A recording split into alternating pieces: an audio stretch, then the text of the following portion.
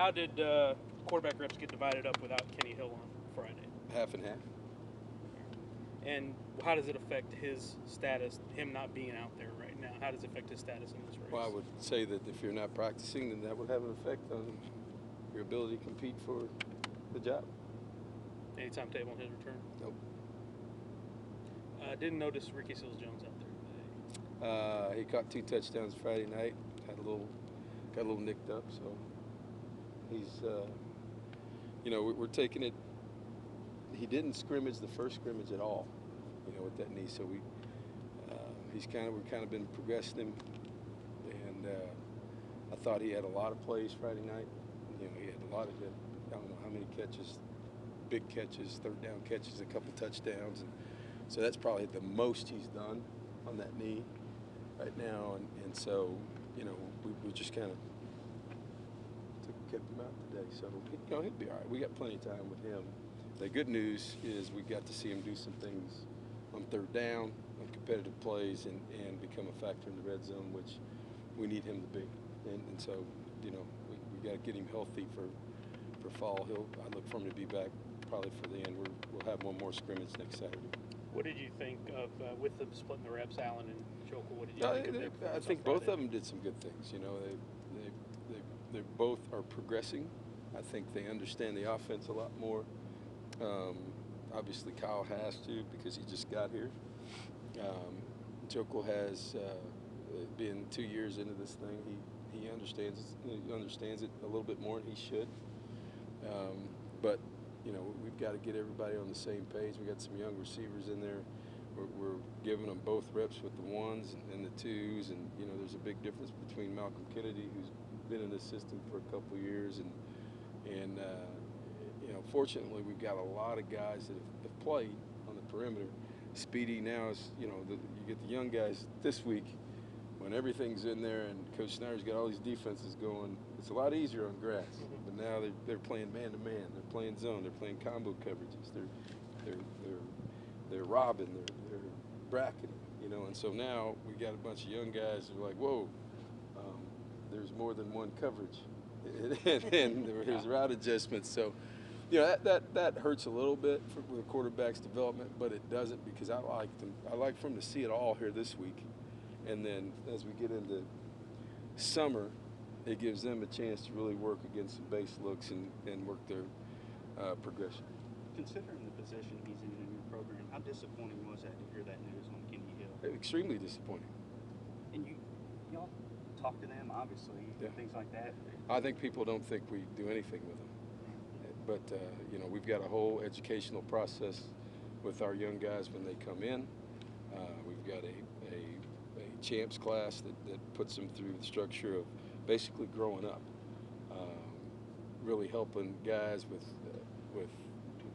a sense of urgency about time management, about on the field and off the field situations. Drug and alcohol counselors, we have a couple of those guys at least a semester that come in.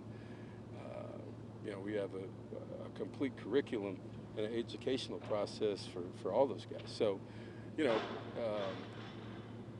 it's disappointing. Is this your third year you got Friday Night Lights now? Yeah, third year. What did you think of the atmosphere and the recruits? It was good. It's good.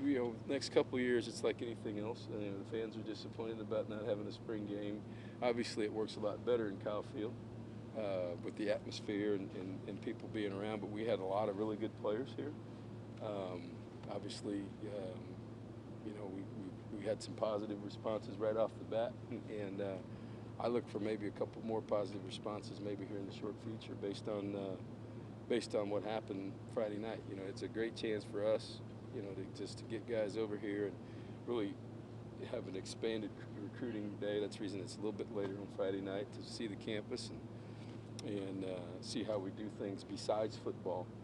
And I think parents really, really enjoy that on Friday evening. And it's, like I said, we're a little handcuffed for this season, but next season, and then after that, we'll be back in the stadium. But I think all that is worth the wait. We're out of our locker room right now, kind of just moving around. So we're in a makeshift locker room and we got makeshift meeting rooms. It's like old times. It's old school. So, and then we come out and practice. We got a shower, and then guys kind of running around all over the place. Our training room is up in the players' lounge, old players' lounge on the second floor. We got meeting rooms at different places, and I think our guys have done a great job of going through that and not complaining. It's been an inconvenience, but understanding that, you know, August 1st things change for the new players' locker room, and you know, our training room area and the wet room and all that stuff, and for camp. And then you know, all these small things will be for as fine of a facility as there is in the country for the players, and then as fine of a football facility as there is in the country for our fans and players. The video that Aggie Athletics put out of Friday Night Live showed Ed Pope making a bunch of plays. What can you tell us about his ongoing development? I want to see him do it again. Yeah. How encouraging was that, though? It's very encouraging because it's the first time this spring he's done that. Something about the lights coming on, though, maybe, for that guy? Well, you guys know me, that you better do it a little bit more than better tell me, hey, Coach, I'm a gamer. I don't believe in that. You know, you better prove it a little bit more before you get on the field. So, you know, Pope's a guy who has talent. He's had, you know, he's a high school All-American, and you know, with all the talented guys that were here, he redshirted as a freshman, and then, you know, he still hasn't found his way to the field, and he needs to be consistent. It's in there, and you know, the light goes on for different guys at different times, and just like I said today, we've had some guys that had good scrimmages, good scrimmage on one, you know, okay the second one, or bad, and then got better for the second one. We got one more to define really who you are coming out of spring football. And unfortunately, when the coaches are on the field for some of these young guys, and it's a game-like situation, that's where my evaluations are coming from. It's like quizzes and tests. The practice sessions are quizzes. They count so much. But the exams are weighted a little bit more than the quizzes, and that's what the scrimmages are. And so we need guys to come out of this last scrimmage situation and let me know, or let our team know, and let their teammates know that they're ready to play football in the SEC. Trey Williams and Brandon Williams back out there, been back out there a little bit. What have you seen from them lately? I've seen good running backs. You know, Trey's healthy and been involved in the return game, obviously, and Brandon is come back. You know, we worked Trey Carson pretty hard early. Those guys missed a little bit, so Trey Carson's getting a little bit of a rest right now, and they're catching up. But, you know, we know what we got in those three guys. I think the surprise has been James White, who has really come on to be pretty solid. You know, so he's a guy that's going to play special teams for us this year, and then we'll see where he fits in this group, because James does everything pretty good. You know, he's big enough. You know, 215, 220. You know, he's got soft hands. He's a good runner, a good blocker. So, you know, he's another guy that gives us a mix. And you know, you can't have when running backs like that. You know, you get an ankle with those guys. They're not the same guy. So we feel real good about our depth at running back.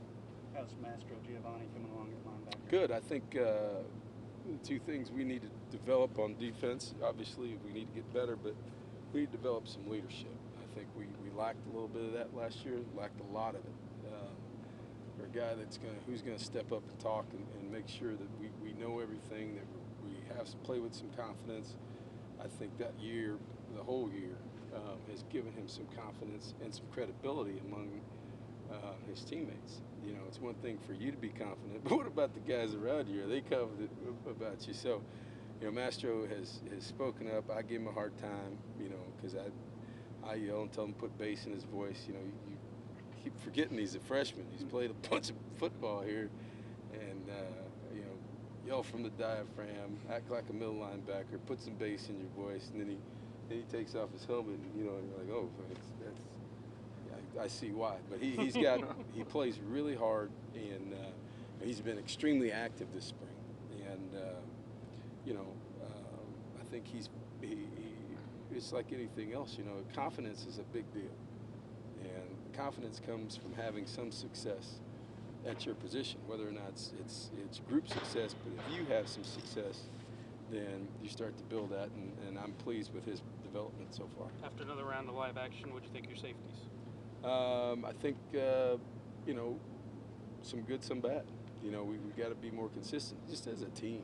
You know, and as a defense, you know, we've got some guys that we're counting on. They have got to be good, and the sense of urgency is there. I think Coach Joseph has done a great job in moving guys towards that position. You know, I think you know, Devontae Burns has continued to come on and is trying to earn his way on the field, whether it's at safety, nickel, something like that. You know, because he's making plays, and what we're doing is, and we won't move DeShazer. DeShazer is a guy that is, I think we hurt him, his growth and development by moving him around everywhere. He's a corner, and I think he's an NFL corner.